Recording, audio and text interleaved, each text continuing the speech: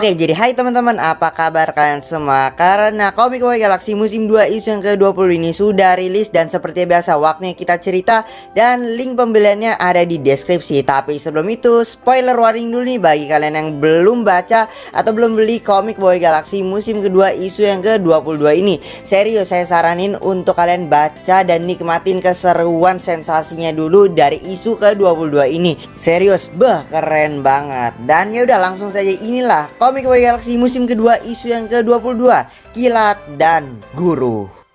Melanjutkan cerita, masih juga berada di Baraju. Di sini awal-awal kita diperlihatkan Baraju yang sekarang mendeklarasikan perdamaian antara Puak Bara dan juga Puak Salju. Akhirnya mereka pesta perdamaian, dan BTW perdamaian ini dilaksanakan di hutan Talistiwa ya. Dan di sini diperlihatkan juga batu yang selama ini kita tunggu-tunggu. Ini apa sih isinya? Akhirnya diperlihatkan kalau batu ini adalah batu perjanjian damai atau ya perdamaian Baraju di masanya Panglima Payarapi dan juga Mas Mawais. Nah, yang ingin menyatukan planet Baraju ini, tapi ternyata telat ya, karena udah diinvasi sama si Retaka ini duluan ya. Jadi gitulah.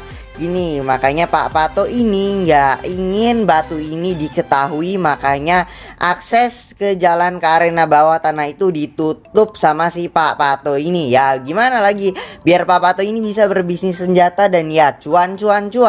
Selanjutnya masih berada di pesta perdamaian di planet Baraju ini ya. Sebenarnya di sini nggak terlalu penting ya sebenarnya di sini, karena ini hanyalah drama percintaannya si Rokta aja yang udah mirip kayak sinetron ya. Di sini kita flashback ke 10 tahun yang lalu, di mana dikiranya si Rokta si Rokika ini jalan sama cowok lain gitu, sampai si Rokta patah hati lalu ngunggat pindah ke planet Volcania buat healing, nyari hidup baru. Tapi sekarang dikirain batu tersebut adalah pasangan barunya dari si Rokika, ternyata itu adalah abangnya si Rokika itu sendiri. Aduh, itu si Rokta nanggung malunya minta ampun.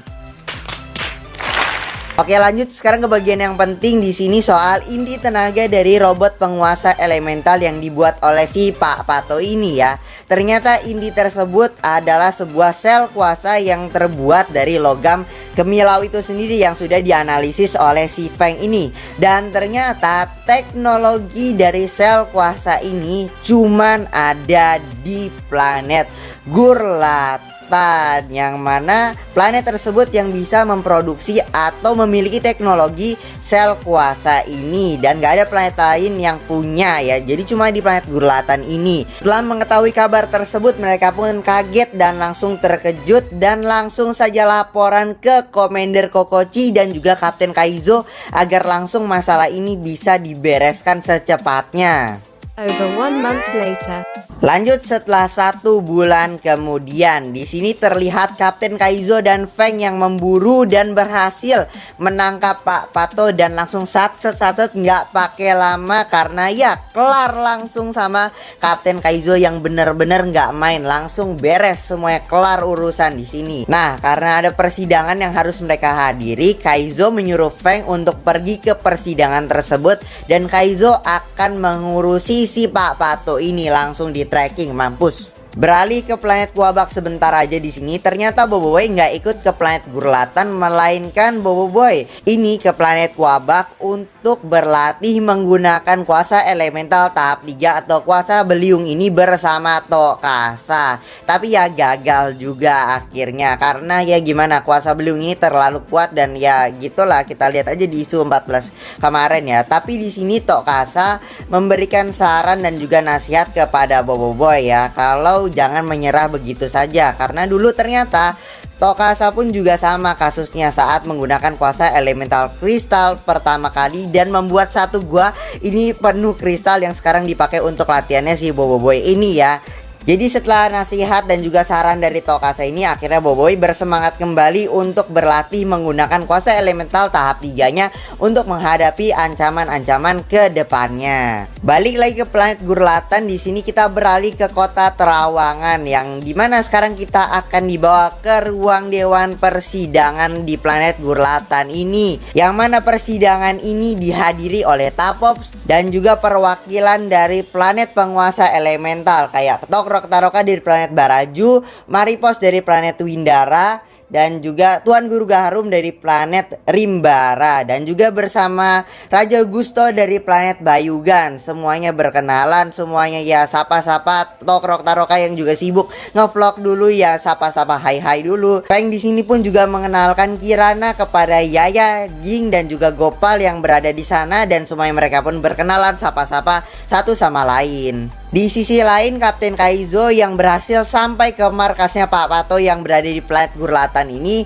Nah, di sini ternyata Pak Pato berhasil lolos sebentar aja dan langsung ngejebak Kapten Kaizo dalam perangkapnya ini, dan lalu cepat-cepat mengeluarkan ciptaan terakhirnya yang membuat Kapten Kaizo ini langsung tercengang kaget karena benda tersebut secepat kilat, dan sekarang benda itu udah kabur sampai Kapten Kaizo ini ngamuk ke Pak Pato.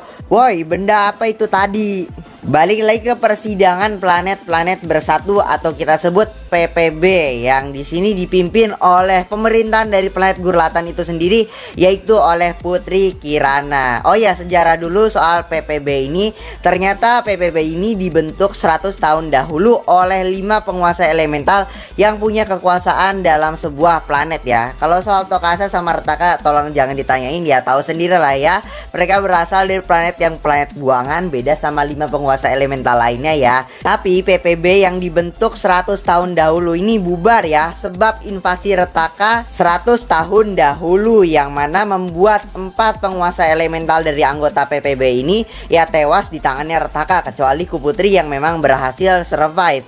Oh ya, BTW si Putri Kirana ini merupakan cucunya dari Satriantar, yang mana udah saya bilang kalau si Satriantar ini tewas bersama 4 penguasa elemental lainnya kecuali si Kuputri. Dan ya, di sini agenda dari si Putri Kirana ini adalah untuk membentuk PPB kembali tapi yang baru ya, dan mengusulkan yang ini benar-benar mencengangkan sekali, yang mana Putri Kirana mengusulkan untuk membubarkan Tapops karena menganggap kalau Tapops ini telah gagal menangani serangan Retaka pasca Boboiboy Movie 2 yang hanya bergantung kepada Boboiboy dan juga kawan-kawannya saja. Tapi sebelum Putri Kirana ini mengusulkan sebuah cadangan, tiba-tiba sebuah bom kabut tiba-tiba meledak dan seketika mereka diserang semuanya oleh robot-robot dari Pak Pato kembali. Yang mana mereka semuanya langsung siaga melawan robot-robot tersebut hingga berhasil memukul mundur robot-robot tersebut ya, berhasil mengalahkan beberapa. Tapi tiba-tiba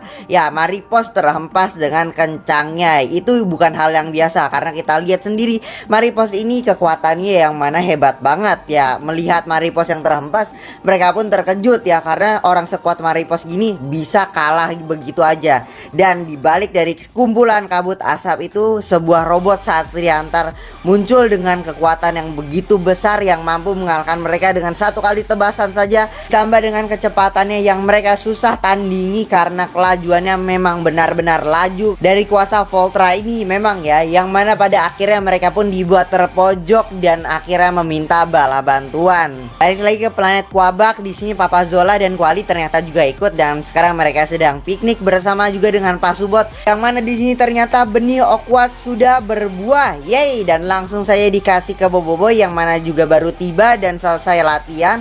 Nah, tapi baru aja mau makan buah Okwat ini, tiba-tiba Gopal memberikan sebuah message darurat dan cerita pun bersambung tamat. Dan untuk sneak peek dari Komik Boy Galaxy musim kedua isu yang ke-23, di sini terlihat Ochobot yang langsung membuka teleportasi ke planet Gurlatan dan mereka langsung saja sudah dihadang di depan mata oleh robot Satriantar tersebut.